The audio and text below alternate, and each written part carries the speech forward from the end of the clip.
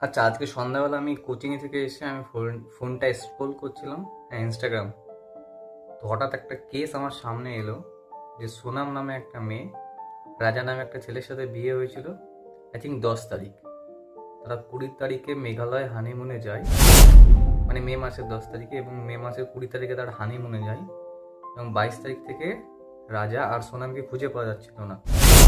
সবাই মনে করছিল বাংলাদেশি টেরোরিস্ট যারা থাকে তারা হয়তো ওখান থেকে রাজাকে কিডন্যাপ করে নিয়ে গেছে। কিন্তু 2 তারিখে এক জায়গায় রাজা নামে ছেলেটার দেহ পাওয়া যায়। তখন থেকে তার ওয়াইফ সোনামকে খোঁজাখুঁজি করে একটা হোটেল থেকে। হুম সোনামকে, মানে রাজার ওয়াইফকে খুঁজে পাওয়া যায়। তাকে হসপিটালে নিয়ে যাওয়ার পরে তাকে জেরা করা হয়। জেরা করার পরে সঠিক খবরটা সামনে আসে যে সে সুপারি কিলার দিয়ে তার হাজব্যান্ডকে মেরে ফেলেছে। ঠিক আছে, বিয়ের মাত্র কিছুদিন পর। আর সে ইন্দোর থেকে মেঘালয় পর্যন্ত তার সাথে সুপারি কিলার ভাড়া করে নিয়ে গেছিল। আর তার সাথে ছিল তার বয়ফ্রেন্ড, যে তার বাবার ফ্যাক্টরিতেই কাজ করত।